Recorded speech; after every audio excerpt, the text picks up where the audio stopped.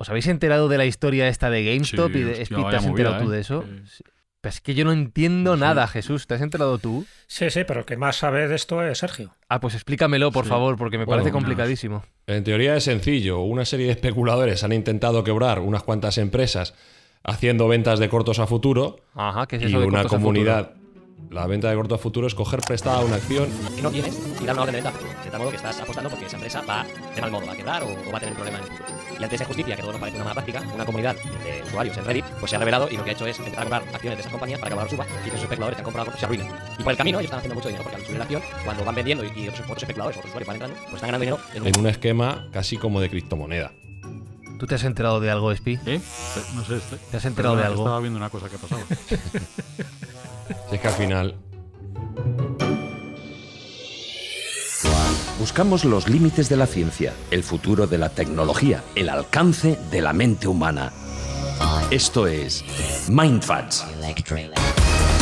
Bienvenidos a Mindfacts, donde cada semana buscamos los límites de la ciencia, de la tecnología y de a ver si el verdadero fraude va a ser este programa. A ver si va a ser este programa. Sergio Cordero, has hecho lo que has podido, pero mi cabeza es el verdadero fraude de Mindfacts. no, está claro que nosotros no tenemos mucha idea de lo que está pasando en el mundo y menos de la parte financiera, de ahí somos bastante cortos. Jesús Callejo, ¿nos queda tanto por aprender? Nos queda muchísimo por aprender. Nosotros solo rozamos un poco lo que se conoce a nivel oficial. Desconocemos la intrahistoria, desconocemos la intraeconomía y desconocemos la geopolítica, que realmente son los que manejan los hilos del mundo. Alberto Espinosa, has visto tantas gafas y tan poca cabeza. Ya, tío, no sé, yo es que vengo aquí a aprender como todo el mundo, ¿no? Sí. Hago lo que puedo, hacemos lo que podemos. Los No, buenos son los de Coffee Break, tío. Aquí A ver, venimos a es hacer lo que verdad. podemos. Son muy buenos. Pero mira, por lo menos aquí intentamos hacer el bien, más allá de hasta donde lleguemos con nuestras explicaciones, Sergio, y hacer el bien en nuestro caso significa ayudar a la gente que lo necesita. Sí, nuestra próxima buena acción va a ser intentar erradicar las colas del hambre que nos están asolando debido a la pandemia terrible que estamos sufriendo, haciendo una aportación a un banco de alimentos. Con vuestras escuchas esto se hace posible, así que gracias por estar ahí esta semana en Mindfacts. Hablamos de fraudes científicos y de fraudes tecnológicos.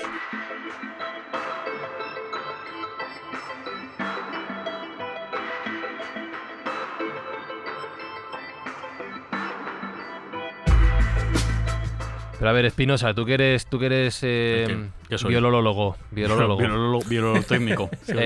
No se puede falsificar la ciencia. Hay que ponerle unos sellos, hay que ponerle unos estudios, hay que dedicarle un tiempo y unos Escúchame, criterios, pero ¿no? es que La la gente que ciencia sabe ahí. hay como en todas las casas, buena gente, mala gente y gente regular. Entonces hay Ya. gente que la quiere colar también, ¿eh? Ojo. Ya. O sea que podemos hablar de la ciencia y de la ciencia, ¿no? Como Científico. Lo científico. Gran tweet. Señor, lo recomendamos mucho. Los científicos, Jesús, los científicos, que no científicos, que han intentado colar algunas bolas por ahí que, oye, a veces incluso llegan a buen puerto, a la gente se las cree. Pues claro, es que muchas veces tenemos ese concepto de que la ciencia es una especie de vaca sagrada, donde todo es inmutable, donde hay gente muy lista, donde nadie comete fraudes, donde todo lo que se dice es casi un dogma de fe. Bueno, pues a veces hay gente que ha convertido la ciencia como una religión, ¿no? Dice, no, yo no creo en nada, pero creo en la ciencia. Bueno, pues craso horror, porque dentro de la ciencia hay cantamañana y hay especuladores y hay gente muy fraudulenta que casi siempre por un interés económico, por un interés de figurar, ¿no?, en los periódicos y atribuirse un mérito que no tienen, pues han metido la gamba y han intentado también pues colarla en muchos campos, ¿no? Muchos campos. Cuando hablo de muchos campos me refiero desde la genética, la antropología, la arqueología, pero es que no hay campo de la historia del conocimiento humano que se libre de todo esto, ¿no? Porque yo conozco casos de fraudes en literatura, por supuesto, en paleontología, en el arte, en cualquier disciplina. Pero bueno, hoy nos vamos a centrar un poco más en algunas disciplinas científicas y también en la tecnología.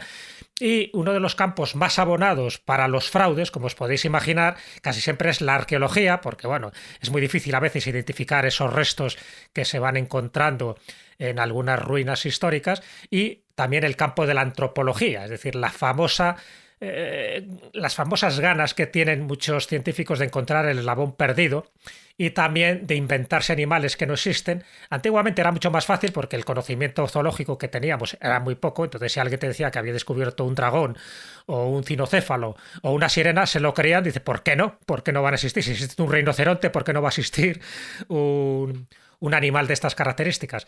Y entonces sí que ha habido casos clamorosos. Lo más triste de todo esto es que muchos de estos casos son del siglo XIX y del siglo XX.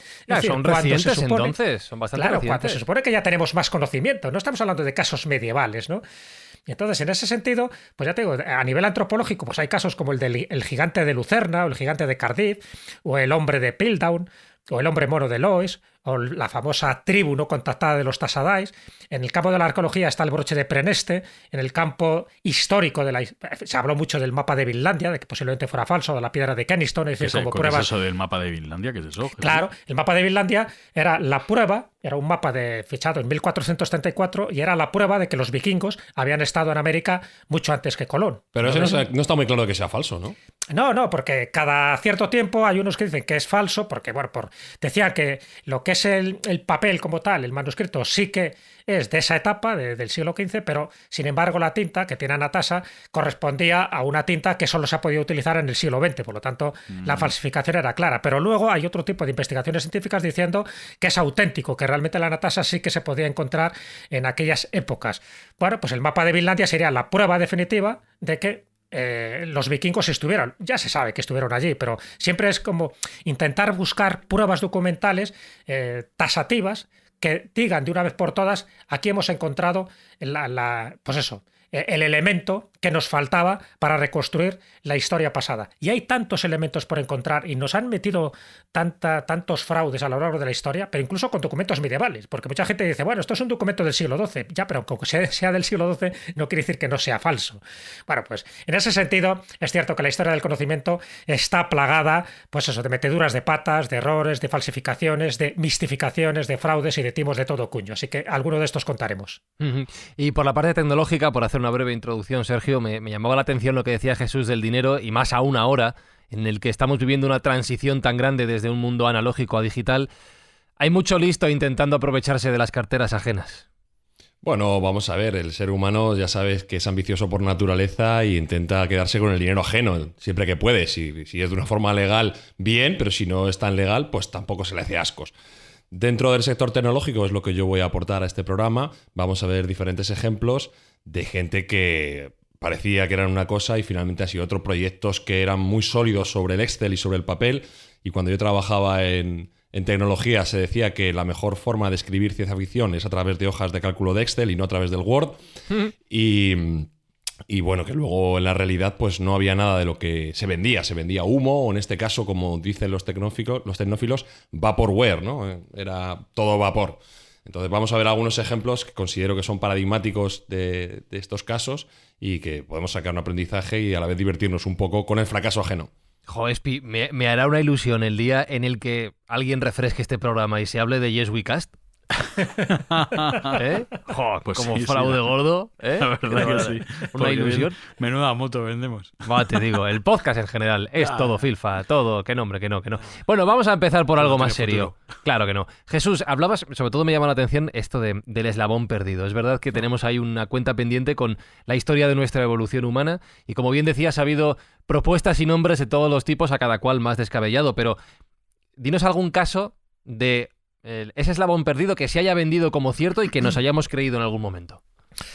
Sí, sería el famoso fraude del hombre de Piltdown. Fraude, lo sabemos ahora, pero durante muchísimo tiempo estuvo coleando.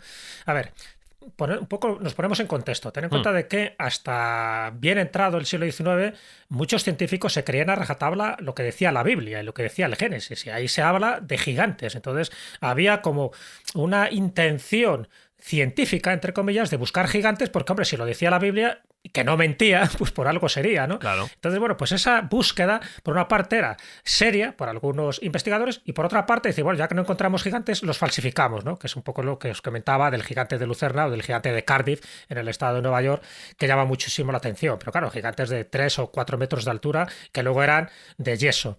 En el caso más antropológico, un poco más científico, el del hombre de Piltdown sí que generó mucha controversia porque las pruebas que se barajaban eran aparentemente muy rigurosas, ¿no? Que daban el pego.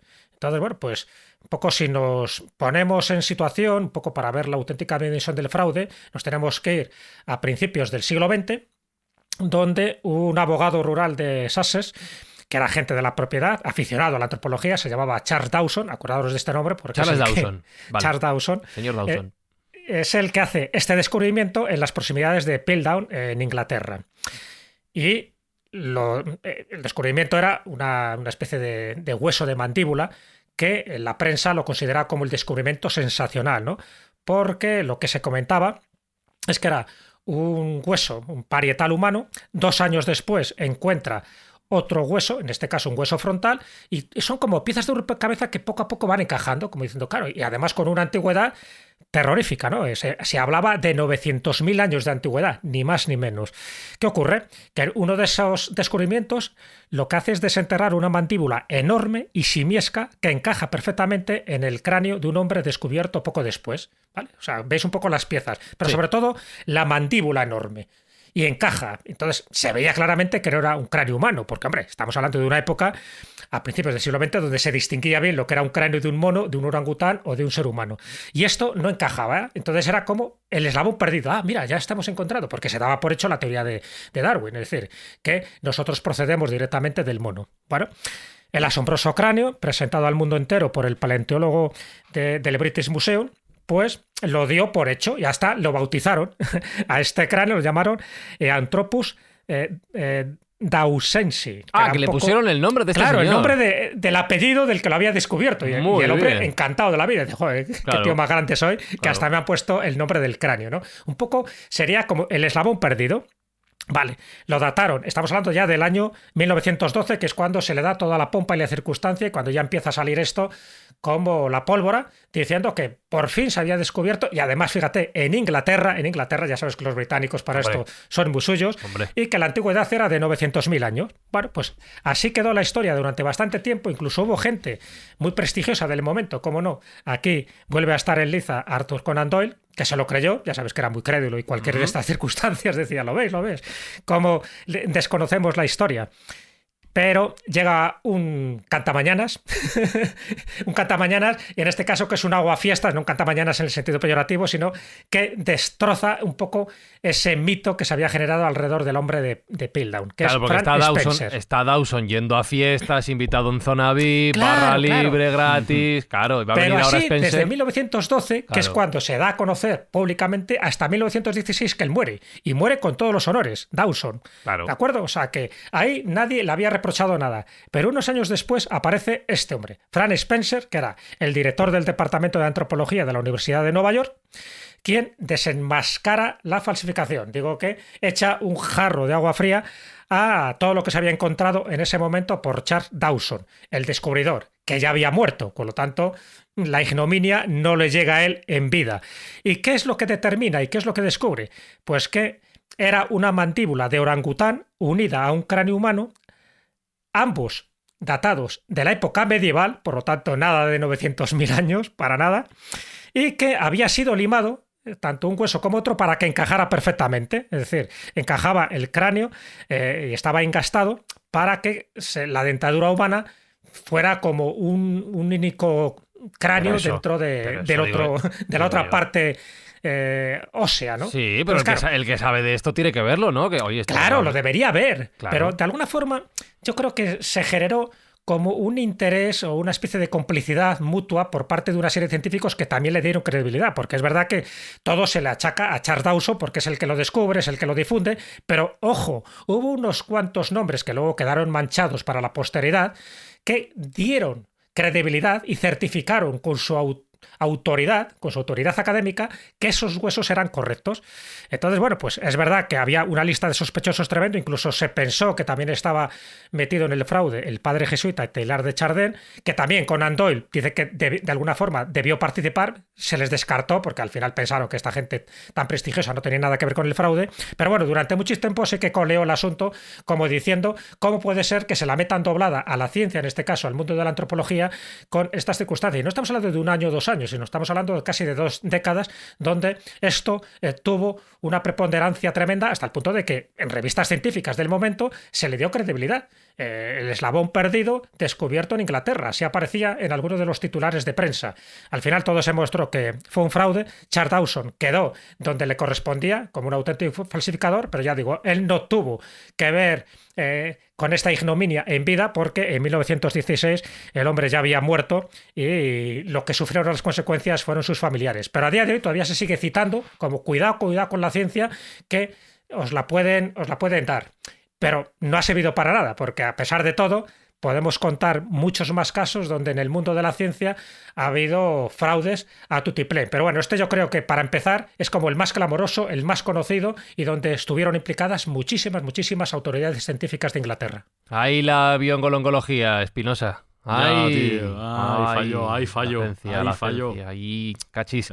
Mira, vamos a avanzar en el tiempo también. Nos vamos a ir a China con Sergio.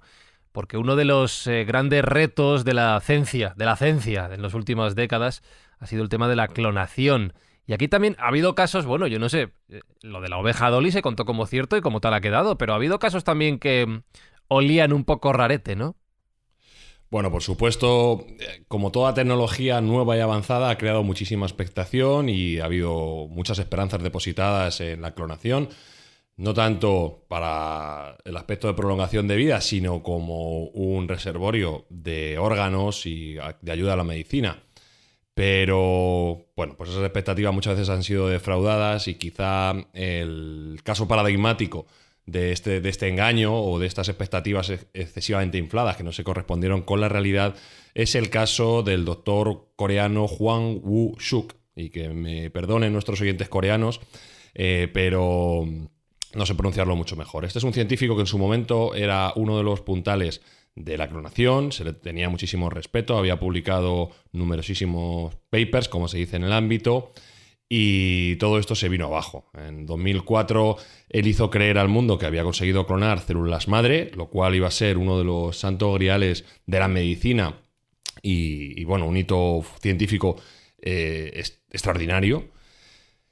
Él lo daba por hecho y bueno, pues así lo hizo conocer al resto del mundo, pero posteriormente se vio claramente que era todo un engaño, aunque digamos que la comunidad científica le siguió en ese engaño, porque si bien es verdad que desde el minuto 1 varios investigadores levantaron banderas rojas diciendo aquí hay algo que no está encajando, pues el resto del mundo científico y sobre todo el periodismo, que muchas veces hace más mal que bien, pues gracias al prestigio que tenía este señor y bueno, sus hitos iniciales que está bien reconocer también que era un doctor y un científico, aunque en realidad él era licenciado en veterinaria, no en ciencia humana, pero bueno, en ese ámbito parece ser que tenía cierto prestigio. Bueno, pues como digo, el periodismo le dio un pábulo que no se merecía y en 2005, un solo año después, se destapó el fraude, donde él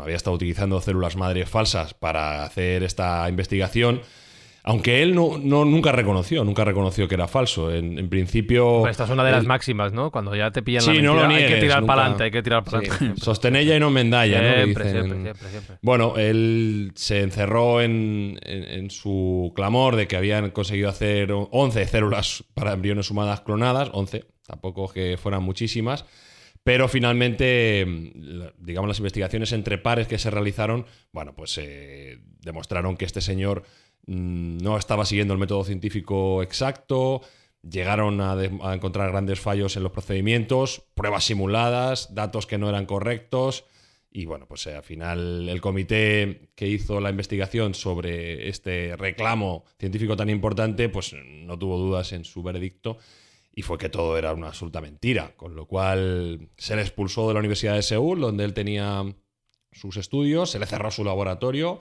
e incluso fue condenado a cárcel, 2 años de cárcel, que bueno, debido a su prestancia social se le conmutaron y pudo guardar esa cárcel en arresto domiciliario, pero también fue un mensaje claro del gobierno de Corea del Sur, que es un gobierno, bueno, pues que tiene pátina de serio, de que no se van a consentir este tipo de prácticas en las cuales, bueno, pues aprovechándote de que estás en una ciencia frontera donde no hay muchos pares que te puedan regular o que te puedan concretar que efectivamente lo que estás haciendo es veraz, pues se quiso ser ejemplar y, como digo, se le conmutó esa pena, pero que se le condenó a 2 años de cárcel, o sea que no hay ningún problema. Y la repercusión que tuvo, tanto es así esta falsedad, es que Corea del Sur prohibió la investigación con células madre hasta el año 2007, es decir, unos 2 años estuvieron en suspenso esta práctica, con lo cual este engaño causó un daño importante también a la ciencia de Corea. Eso te iba a decir, un poco exagerado, ¿no? Un poco exagerado el que paguen justos por pecadores. Bueno, es un poco también el modo asiático de pedir perdón, ¿no? Ya.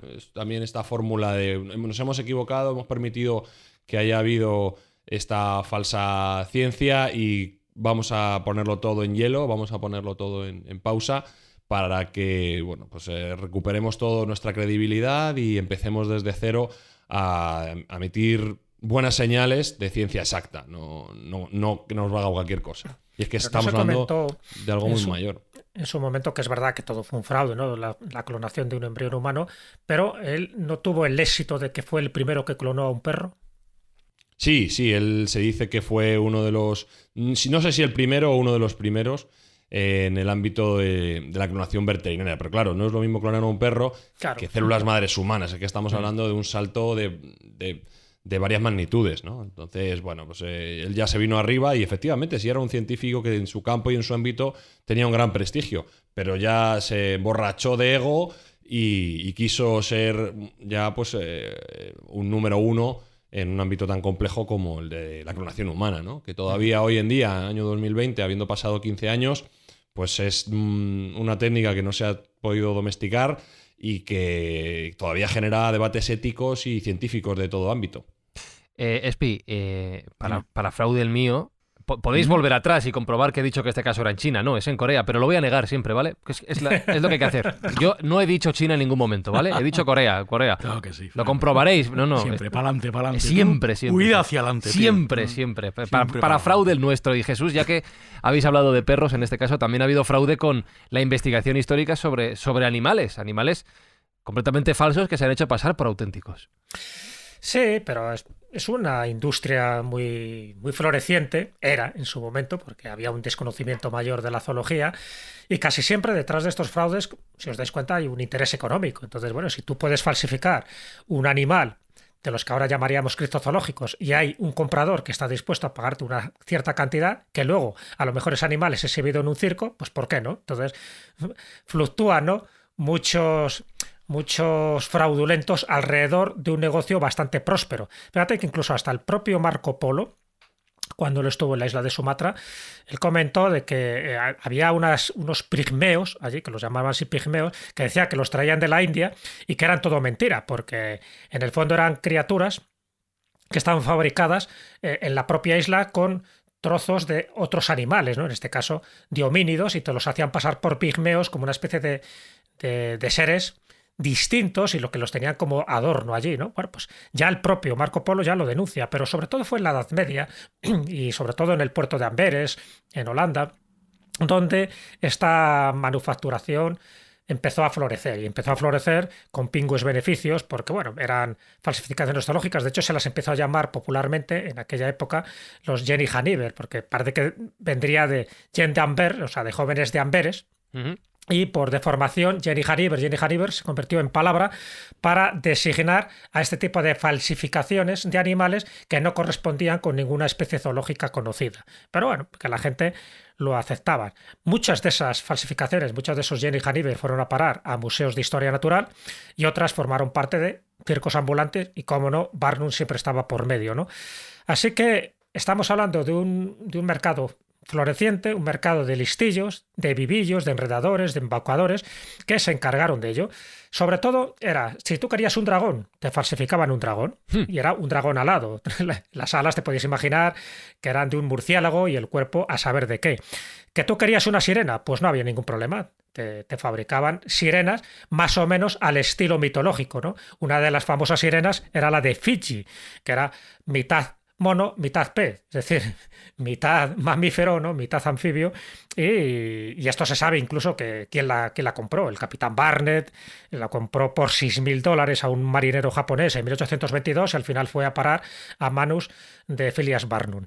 ¿Que tú querías un hombre marino? Pues ningún problema. Se crean los garadiablos a través de manipulación de rayas disecadas. De hecho, yo tengo en mi casa un garadiablo, ¿no? Porque todavía lo siguen falsificando, lo para que a mí me hacía gracia, ¿no? Tener un hombre de estas características que en su momento se creó toda una teoría de que era una civilización acuática, una especie de rama homínida que no prosperó. La que prosperó fue la nuestra, el Homo sapiens, y que ahí seguían viviendo y que de vez en cuando algún pescador, qué curioso, holandés o japonés, son los que los pescaban y los vendían, ¿no? Bueno, pues los garadiablos. Los llamaban, ¿no? ¿Eh? Ictiosapiens. Claro, llamaban, exactamente, sí, les dieron un nombre, además les daban una genealogía.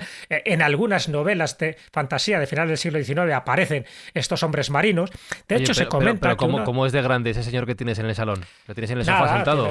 Tiene esta. Puede ser eso, 30 25 centímetros. centímetros, 30 centímetros, una cosa así. Claro, Sí, digo, yo a lo mejor le da de comer. Claro, le pide, claro. Sí, mira, si lo llego a saber, lo traigo para que lo veáis. Es una raya que tú la tienes modificada, donde aparece pues eso. Dale una foto, Jesús, y lo colgamos en redes sociales. Claro, sí, La verdad, que no lo decimos mucho. @mindfax_ en Twitter. @mindfax_ Y 5 estrellas en cualquier aplicación que se pueda escuchar. Como poco. Ni una menos. 6. Ni una menos. Entonces, bueno, tenía su gracia. Ya te digo, hay un animal de esos criptozoológicos que se llamó en su momento el monje del mar, porque tenía un aspecto así, ¿no? Incluso apareció en una obra del naturalista suizo Konrad Gessner en el siglo XVI. Y claro, Konrad Gessner en aquel momento era el naturalista más prestigioso, y dentro de su libro, que era un libro ilustrado, aparecían criaturas, algunas muy conocidas y otras desconocidas, y apareció este monje del mar, que dice que había sido capturado en la isla danesa de Selandia. Bueno, pues al final lo que dicen los especialistas es que podía ser un calamar gigante modificado o bien un tiburón ángel modificado, pero el aspecto que tiene, y también os pasaré la imagen de este monje del mar, era pues eso, como un fraile, pero con sus vestiduras, ¿no? O sea, una especie de elemento que llamaba mucho la atención, por lo menos desde un aspecto visual. Bueno, pues varios monjes del mar fueron vendidos como auténticos y como pertenecientes a esta civilización acuática, donde, ¿por qué no?, también había obispos. Entonces era este monje o este obispo de mar. Bueno, pues te quiero decir que esto prosperó muchísimo, pero prosperó muchísimo prácticamente hasta el siglo XIX. Uno de los ejemplos más conocidos, por poneros solo un ejemplo, en Klagenfurt, en Austria, en el siglo XVI, fueron exhibidos de una manera pública los restos de un dragón cavernícola, hasta que alguien se dio cuenta que se trataba de los huesos fosilizados de un rinoceronte lanudo. Pero claro, por entonces el rinoceronte lanudo no se sabía lo que era, no se conocía la paleontología. Así que el cráneo se conservó, a pesar de todo, en el ayuntamiento donde permaneció hasta finalizada la Segunda Guerra Mundial. Pero pensando que era un dragón cavernícola. Siempre para adelante, siempre para adelante. Claro, siempre para adelante. Hasta que alguien dijo, oye, pero si esto es un rinoceronte lanudo. Bueno, son ejemplos que yo creo que son muy significativos para darnos cuenta de que alrededor de los fósiles no bien identificados, de estos fósiles prehistóricos que estaban apareciendo, surgieron por una parte un negocio muy lucrativo con estos animales que os estoy diciendo, y por otra parte se crearon muchas leyendas y muchos mitos falsos alrededor de animales que pensaban que eran reales, como eran auténticos, como podía ser el grifo, y que luego se demostró que correspondían a fósiles de dinosaurios mal identificados. Y entonces o bien se pensaban que eran huesos de gigantes o huesos de cíclopes, porque claro, en algunos casos se encontraban cráneos de elefantes, entonces la parte central, que era hueca, donde supuestamente iba la trompa, pues se pensaba que era el único ojo que tenía un cíclope. Entonces muchos de esos huesos dieron origen a mitos que luego se demostraron que eran falsos. Bueno, pues para que veáis cómo la fantasía humana es muy, muy abundante a la hora de identificar o de crear hechos o historias o relatos que no corresponden al final con la auténtica realidad histórica. Cuando no colocaban mal los huesos, porque ese es Claro, el caso del claro. iguanodón, por ejemplo. También, es verdad. Que Sí, era un porque- dinosaurio que lo colocaran a Es cuatro, verdad.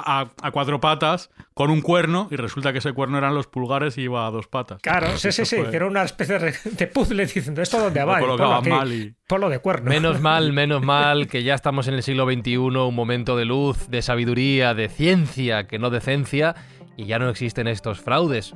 O eso podemos pensar.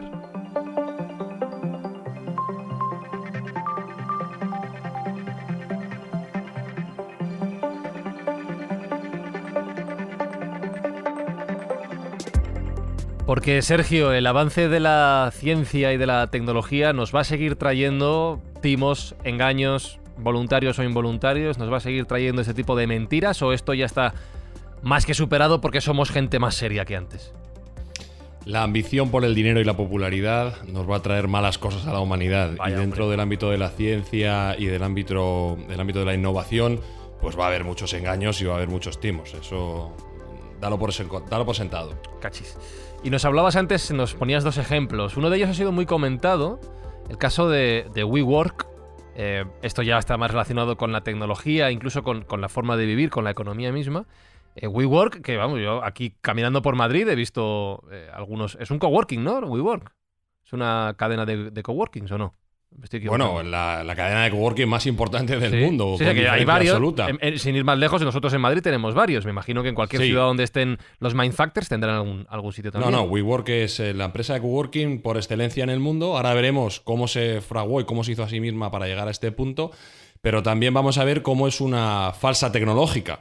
Ajá. Porque ellos mismos se vendían como empresa tecnológica y de tecnología tiene bastante poco. Eso lo vamos a comentar. El caso de WeWork es absolutamente paradigmático en el ámbito del fraude, de Silicon Valley en este caso, ¿no? Y de los grandes inversores, grandes fondos, cómo crear un valor desde la nada, simplemente con palabras vacías y con lo que he dicho ante hojas de Excel explosivas.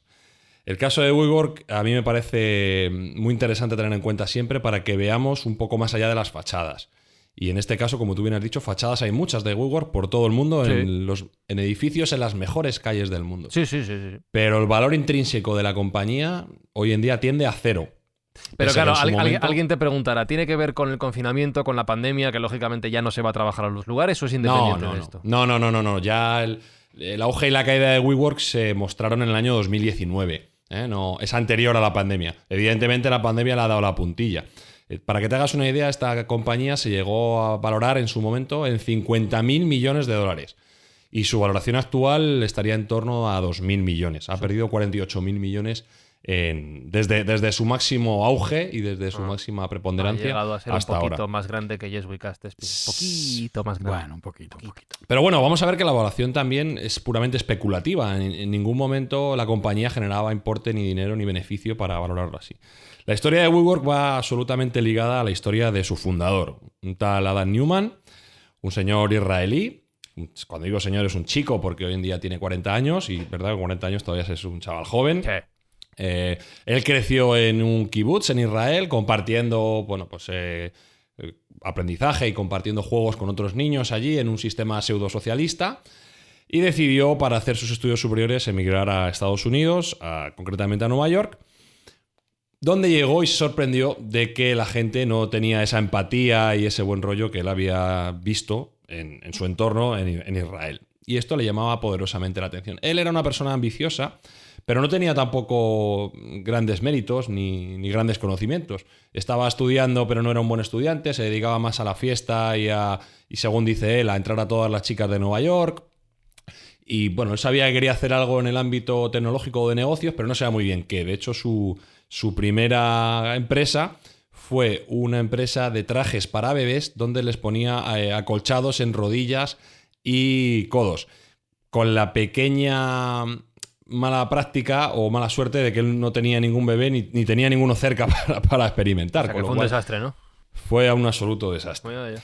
Pero bueno, en ese tránsito, en esa primera empresa que él crea de ropa para bebé, él conoce a su socio, Miguel McKinley, que es su alma gemela, pero opuesta, porque tenía todos los valores que Adam Newman no tenía. Adam Newman era una persona muy carismática, exuberante, iba por Nueva York sin camiseta y sin zapatos, hablaba con todo el mundo, era grandilocuente, tenía una jerga muy New Age de mejorar el mundo, hacer comunidad, empatía. Y Miguel era todo lo contrario. Miguel era una persona muy fría, muy de números, veía el negocio.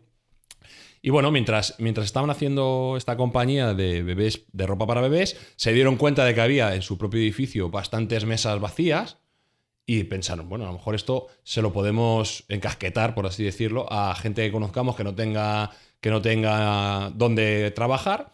Les cobramos una pequeña cuota y no tienen que pagar una oficina completa, aprovechamos los recursos que ya tenemos en nuestra compañía y podemos darle una viabilidad a esto. Bueno, pues empezaron, y como socialmente Adam era bastante potente, pues empezó a encontrar gente que quería compartir esos gastos y bueno, estar con ellos en ese proto-coworking, por así decirlo, ¿no? Que el concepto de coworking no lo inventaron ellos, ya lleva muchísimo tiempo inventado y hay grandes empresas como Regus que lo llevan practicando muchísimo tiempo y oficinas compartidas ha habido desde hace 50 o 60 años, no inventaron nada nuevo.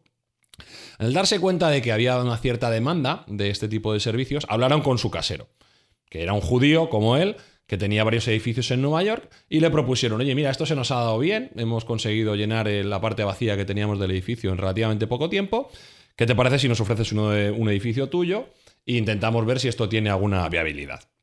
El inversor le parece buena idea, ve que efectivamente ha funcionado y les propone un edificio, pero les propone uno de los peores que él tiene. Un edificio en Brooklyn, bastante feo, desaliñado, no tenía muy buenas infraestructuras.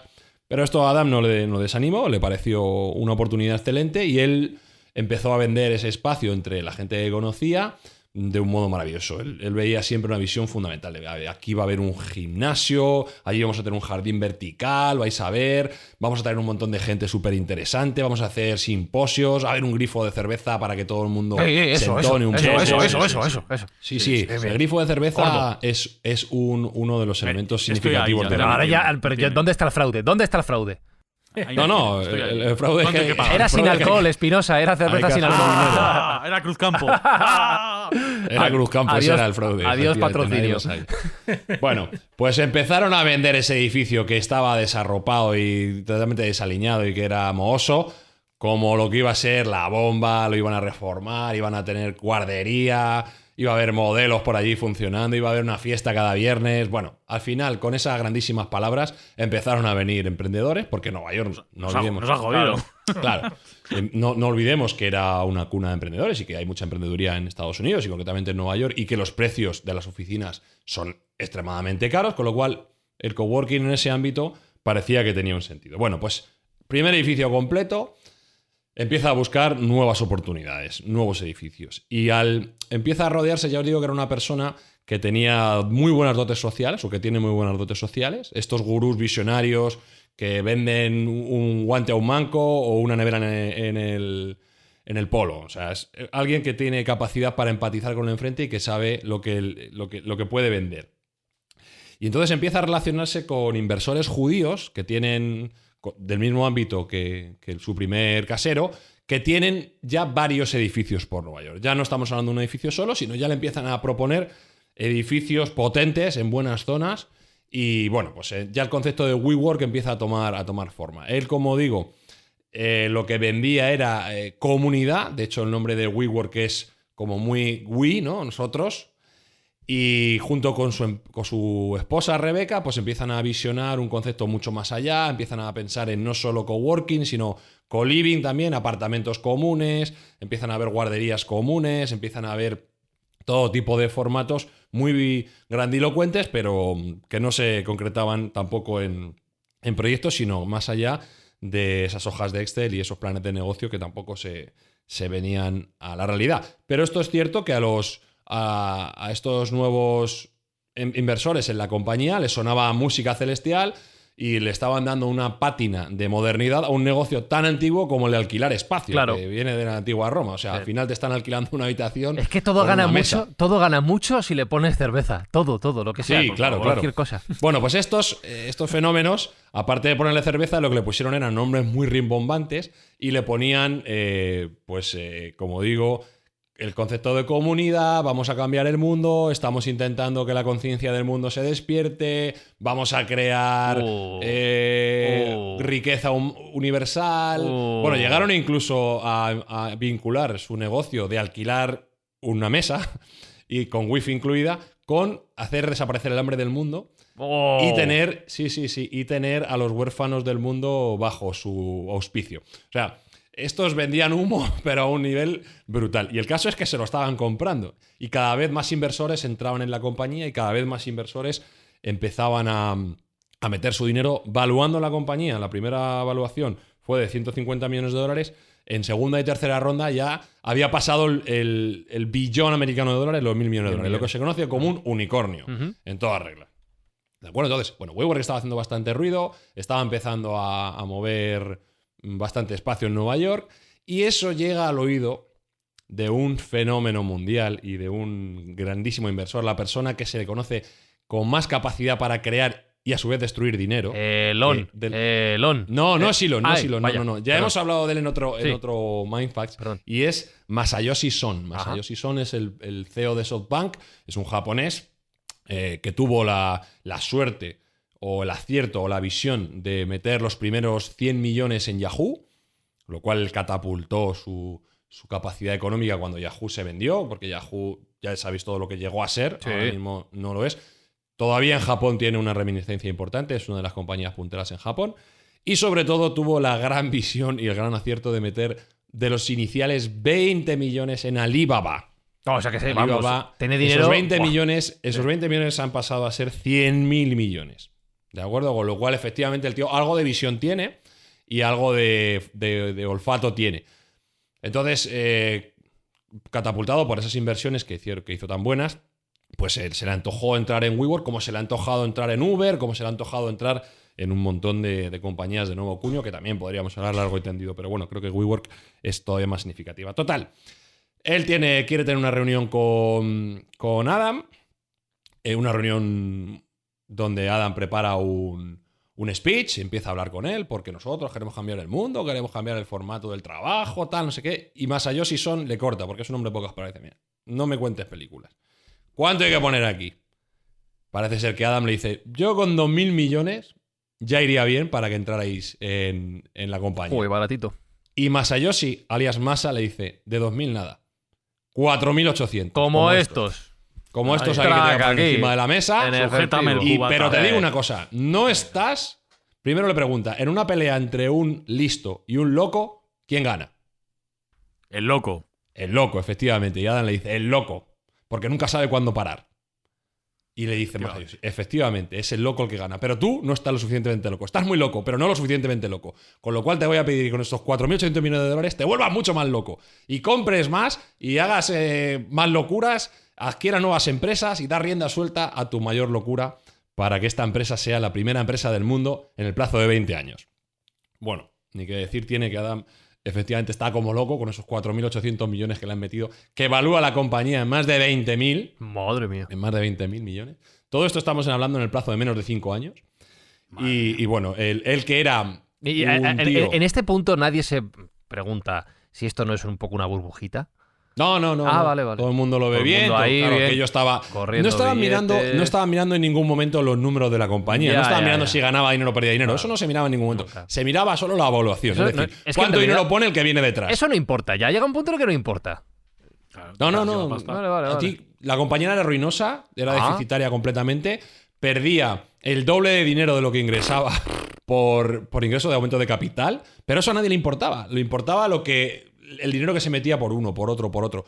Y claro, esto al propio fundador, Adam Neumann, que ya era un tío, un bon vivant y que era un poco gurú, pues tampoco le venía mal, porque él sus caprichos se los daba. Tenía un avión privado, se compró una casa en los Hamptons de 10 millones de dólares, tenía varios áticos por Nueva York, es decir, gastaba pasta a manos llenas.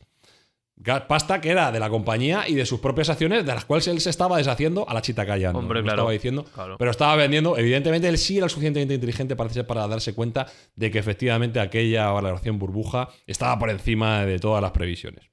Bueno, pues WeWork sigue su camino, sigue evaluándose, ya hemos dicho, por encima de 20.000 millones, sigue quemando dinero a un ritmo loco, comprando empresas, A la compañía que era rival le dijo que la iba a hundir ofreciendo a sus inquilinos 1 año gratis. Es decir, si te cambiabas a WeWork te daban 1 año gratis. Estamos hablando de 1 año gratis. Es una pasta. De espacio en Nueva York. Sí, es sí, muchísimo sí. dinero Sí, sí. lo que perdía por cada cliente que adquiría. Entonces, bueno, pues estaban quemando dinero a un volumen loco, como nunca se había visto antes en una empresa tecnológica. Que volvemos a lo mismo, de tecnológica tenía poco, pero ellos decían que tenía un algoritmo que te mejoraba el espacio y tenía una capacidad de compra centralizada para las mesas, las sillas, que imagino la comprarían en el IKEA. Pero bueno, ellos decían que tenían todo informatizado y que era todo muy tecnológico. Incluso se inventaron un concepto en informática que es muy conocido. Hay un concepto que es el Software as Service, Sí. lo que se llama SaaS. Sí. ¿Vale? Pues ellos inventaron Space as Service, que suena igual, que es el espacio como servicio, como tienen las mismas Iniciales, sí. Las mismas iniciales, siglas. pues arranca, venga, Ah. véndelo como algo muy tecnológico. Y es que coló, es que la gente lo estaba comprando. Bueno, Masayoshi Son ya es el inversor de referencia de WeWork y ya le dice a Adam Newman, mira, ya hay que dar el espaldarazo final. Aquí hay que meter ya el dinero definitivo y hay que hacer ya la locura total para comprar todo lo que tengamos que hacer y hacernos con el mundo entero. Y le cita, en Emiratos Árabes Unidos, le cita con su inversor de cabecera, que en este caso es de Abu Dhabi, Mohammed bin Salman. Es uno de los mayores jeques que existen en el mundo, de los más potentes, entre ellos dueño del Manchester City. Y bueno, le cita para que le conozca, para que se conozcan en persona, porque Mohammed bin Salman es socio de Masayoshi Son en un fondo que se llama Vision Fund de $100.000 millones para cambiar tecnológicamente el mundo y comprar compañías. Y cita a Adam en Abu Dhabi para que se conozcan. Tienen una reunión programada para las 8 de la mañana al día siguiente. Esta gente, ¿cómo le gusta madrugar? Con la cantidad de dinero que tienen, ¿por qué madrugan Sí, tanto? bueno, No lo pero entiendo. son gente que sí, le gusta madrugar. No. Pero a Adam no le gustaba tanto. Adam parece ser que Ah. llegó al día anterior y se fue a tomar unas copitas Claro. para estar relajado Claro. y para el día siguiente ya dar el do de pecho. Preparando la reunión. Pero se le fue un poquito la mano. Parece ser que cuando se iba de fiesta era un poco excesivo, como todo lo que hacía, y se le fue un poquito la mano. Total, que se pilló una borrachera del 13, apareció al día siguiente totalmente desarrapado, totalmente de resaca más absoluta, espeso completamente, y que no era capaz de responder casi a las preguntas que Bin Salman le estaba haciendo. Lo que estaba en juego era una aportación por parte del Vision Fund de $20.000 millones más, que llevaría a la compañía a valorarse en más de $50.000 millones. Pero esa borrachera que se cogió el día anterior y esa resaca hizo que Mohammed bin Salman no confiara en él, no viera ¿Por qué un será? emprendedor serio ¿Por qué será? y retiró la inversión que tenía comprometida. A partir de entonces, pues todo para WeWork fue en cuesta abajo. WeWork necesitaba dinero porque no estaba generando dinero por su propio negocio, necesitaba dinero de cualquier modo. Y la fórmula que a esta gente se le ocurrió para poder seguir hacia adelante en esa huida que no tenía salida ninguna, era salir a bolsa. Lo que se llama una IPO, una salida a bolsa, en la cual, si no engañamos a inversores institucionales, vamos a engañar a inversores en la bolsa. A ver quién pone aquí dinero. Esto causó muchísimo revuelo, fue la noticia del año en el año 2018, en el cual, bueno, pues WeWork, si saliese a bolsa, era un pelotazo, donde todavía, recordemos que el ciudadano de a pie no conocía las miserias de la compañía por dentro. Sí se empezaba a conocer en el ámbito de la inversión privada, pero no en lo que veía el usuario era que había más edificios, veía que había nuevos espacios, que compraban nuevos edificios. Bueno, pues todo aparentaba de que es una marca fortísima con un negocio robusto. Pero claro, nadie conocía la verdad. Hasta que, para salir a bolsa, hubo que rellenar un documento que es conocido como el S1, que es donde tienes que desnudarte. En Estados Unidos son bastante serios y si quieres salir a bolsa, no como en otros países, como recuerdo aquí en algún caso, el caso de Terra, el caso de Bankia, pues eso allí no pasa y tú tienes que rellenar un documento en el cual tienes que decir claramente cuál es tu negocio, cuánto dinero estás ganando, cuáles son tus debilidades, cuáles son tus fortalezas.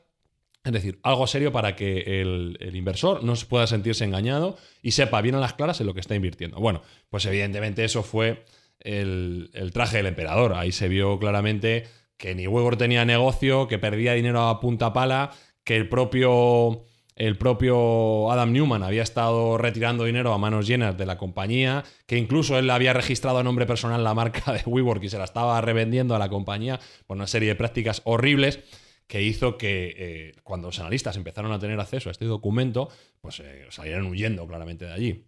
Y la valoración de 50.000 millones de dólares cayó a 20.000, cayó a 10.000, cayó a 5.000 y cayó a 2.000. Tanto es así que finalmente no se llegó a realizar la salida a bolsa, y lo que pasó fue que Masayoshi Son y sus socios tomaron el control de la compañía, prohibieron la salida a bolsa, echaron a Adam Neumann, que se fue de la compañía con 10.000 millones en el bolsillo, dicen las malas lenguas. Ya. Y a día de hoy WeWork es una compañía zombie, una compañía que está sustentada por las aportaciones de sus socios mayoritarios, pero sometida a un estrés financiero brutal, con unos recortes. Ya se acabó lo de la cerveza libre, se acabó lo de año gratis, todo eso se acabó ya porque los números no lo permiten. Y actualmente está renegociando con todos sus proveedores, sobre todo porque recordemos que muchos de los edificios eran arrendados, que a su vez ellos subarrendaban, y están renegociando para ver cómo pueden pagar. No se descartaría que fuese una quiebra a corto plazo, sonada y sonora, las dos cosas, y que retumbe en el eco de Silicon Valley como uno de los mayores fraudes y uno de los mayores engaños a los cuales la avaricia de los inversores financieros privados pues ha llevado a este globo tremendo que está a punto de explotar. Pero entonces dices que este hombre se ha ido ¿con cuánto? 10.000. 10.000 millones. Sí. Vale. Calderilla. Ya. A ver, un mensaje, ¿vale? Para quien tenga algo de dinero. Buscamos inversores en Yes We Cast, ¿vale? Podéis mandarnos un correo, info@yeswecast.com. Igual que pedimos mínimo 5 estrellas, yo creo, Espi, que de 1.000 millones no bajamos. 1.000 millones para arriba. Sí, al menos. Claro, entonces, bueno, somos dos. 2.000 millones. 2.000 millones. Y ponemos grifo Y de grifo de cerveza. cerveza. Falta, Esas son las condiciones. Podéis escribirnos. Y no va a ser Cruzcampo, nos no va a ser Cruzcampo. vendemos al mejor postor. La cerveza va a ser buena y la inversión va a ser... pon la música, Espi. No voy a poner adjetivo porque luego no me quiero pillar los dedos.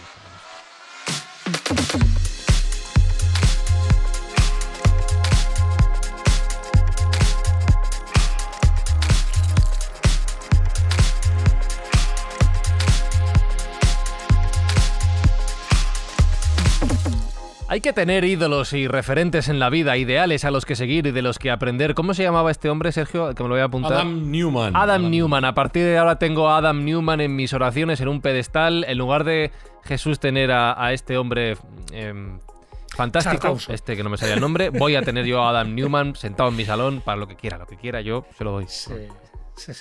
Poderoso caballero don dinero. Seguro. Jesús Callejo, ya sabemos que no hay que fiarse de lo primero que vemos. No es oro todo lo que reluce. No hay que fiarse de nada ni de nadie, porque cuando hay dinero por medio, mucha gente queda obnubilada. Alberto Espinosa, entre Elon Musk y Adam Neumann, ¿con quién te quedas? Hostia, pues es que se va el tío con 10.000 millones en el bolsillo 10.000 después de haberla liado 10.000 parda. millones. Es bastante genio, pero hombre, yo siempre seré fiel a nuestro patrón Elon Musk, por favor. Siempre fiel. Siempre fidel. Y Sergio, siempre fieles a Elon y además de eso, aquí en Mindfuck, siempre intentando poner un granito de arena para ayudar a quien lo necesita.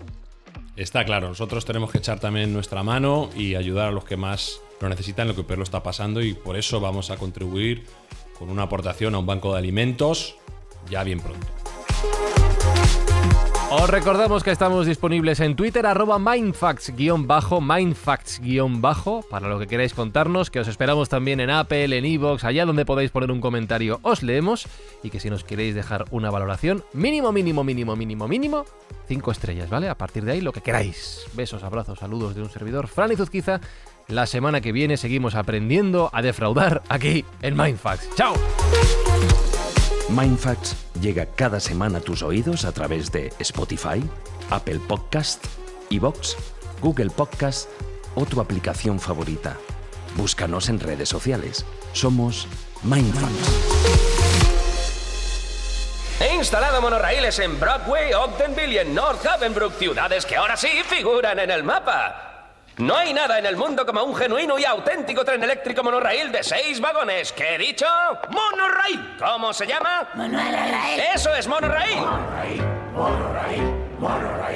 ¿No armará mucho alboroto? Verás, señora, yo ni lo noto. No puede ser que se doble el Monorail. Eso es imposible, mi amigo Tamil. ¿Y qué van a hacer los descerebrados? Les contrataremos como empleados. ¿No le enviará usted el mismo diablo? No, señor, y sé de qué hablo. Se me ha quedado la niña pendiente. Use mi navaja, señor agente. Señores, Springfield no tiene elección. Levanten sus manos y entren en acción. ¡Más alto! ¡Otra vez! Está destrozado todo el asfalto. Lo siento, mamá, ya han dicho que alto.